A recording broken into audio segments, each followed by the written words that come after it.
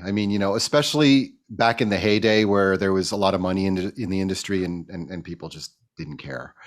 They just blew it like it didn't matter.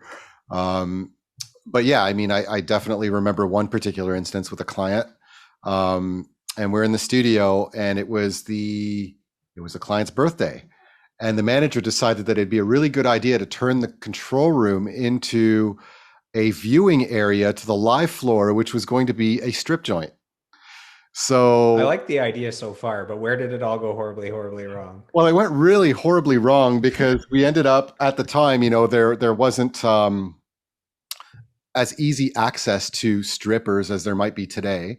So it was kind of looking in the back of Now Magazine and some of those other, mags that were out there and trying to find escort services that would be willing to send girls over to dance. So we ended up doing that with a specific look and that the artist was particularly interested in. So with a promise that that's what we were getting. And when they showed up, it was so completely not The that. the product was not as advertised. No, the product was It's far. like where you order a jacket or a blanket, and you get it in the mail and it's like a few pieces of cloth. Yeah, for sure. It was kind of like the Wish version of something, right? And That's funny.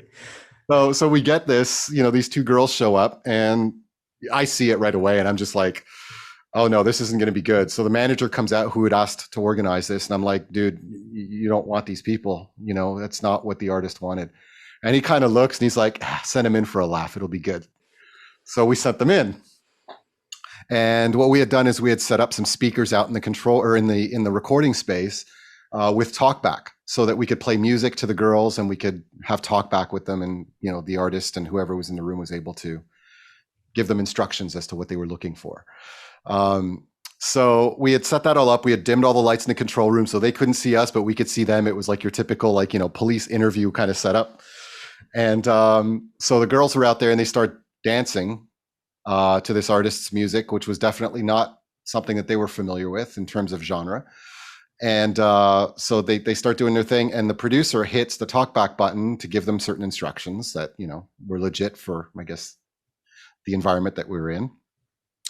But what he didn't know was that he had hit this button called the auto cue, which is a button on the SSL which makes it so that the switch becomes a latching switch as opposed to a momentary switch. So what that means is that when you hit the talkback and it's not in auto cue, if you hit it and you release it, the button cuts the microphone, it mutes it. But when it's in auto cue and you hit it, the button stays pushed down and the mic stays open. Uh-oh.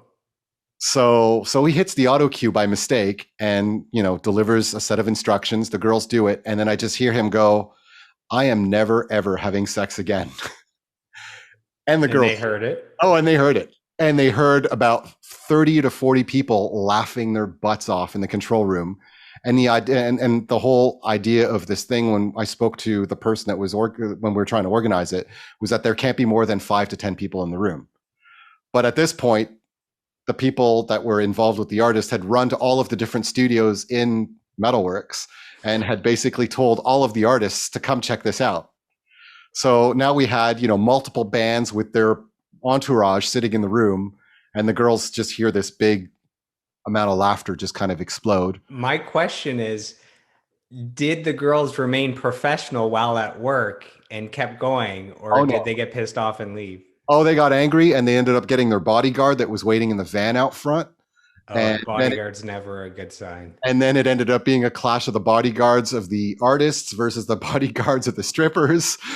And yeah, it was an interesting moment. That might be my favorite story so far on this podcast. And I'm going to be honest, I don't know how to follow up that story. So